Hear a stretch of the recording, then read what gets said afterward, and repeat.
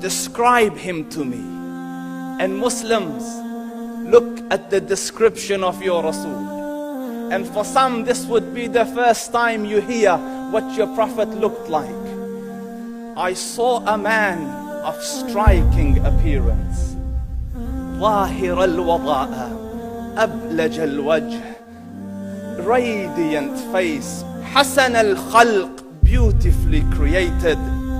لم تعبه الثجلة, his belly wasn't protruding. ولم تزر به السعلة, nor was his head disproportionate and small. وسيم قسيم, proportionate and delicate, finely made, a specimen of a creation. في عينيه دعج, in his eyes there was a contrast. The dark was immensely dark, the white was excessively white. وفي أشفاره وطف, and his eyelashes were long. وفي صوته صهل, and in his voice was a natural echo. وفي عنقه سطع, and his neck was elegantly long. وفي لحيته كثاثة, his beard was full and thick. أزج أقرن, his eyebrows were arched, but they were not joined. It was separated. In صمت فعليه الوقار, when he was silent, dignity covered him.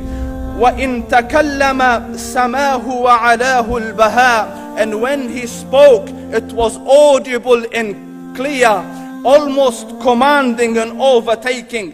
أجمل الناس وأبهاهم من بعيد, from afar the most striking and outstanding in appearance. وأحسنهم وأجملهم من قريب, and when he came near, the best of them and the most handsome of them in closeness. حلو المنطق, such an exalted and sweet level of logic. Like when he used to speak, it was so coherently logical, it was smooth and easy to understand. فصل لا نزر ولا هذر, he was to the point, not excessive nor too short. كأن منطقه خرزات نظم يتحدرن, his logic, his utterances, his words were like jewels coming out of a necklace, calculated, polished, one after the other, it would flow magically. ربعة, he was medium in height. Your eye didn't have to strain to look up at him, nor was it tedious to look down at him. He was a comfortable sight to look at. له رفقاء يحفون به, he had friends, the people that were with him, they were working around him to try to serve and protect him. إن قال سمعوا لقوله, when he used to say something, they used to hearken to what he used to say. وإن أمر تبادروا إلى أمره, when he commanded, they used to compete to fulfill the command. This is Muhammad Rasulullah. This is Muhammad Rasulullah. Anas ibn Malik says, he says, I came out one night, it was the full moon night.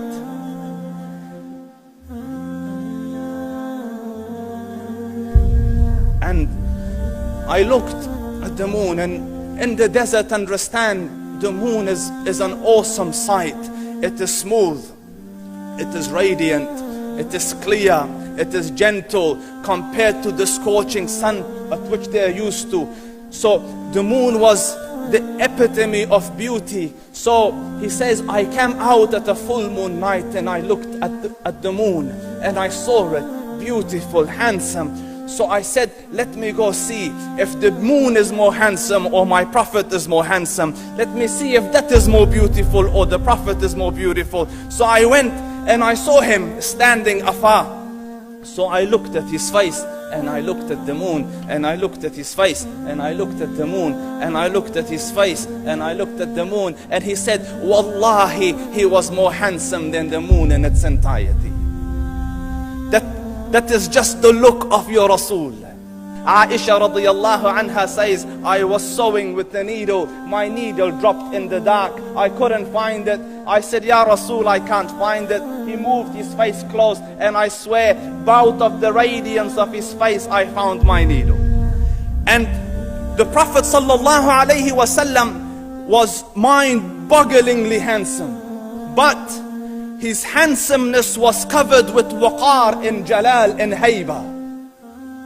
The Sahaba say, when we used to sit at his feet, two feelings conflicting would come on the heart. The first one, you wanted to look at him. You wanted to behold the majesty of his face. And when you wanted to look up, shyness used to overtake you, so you used to look down.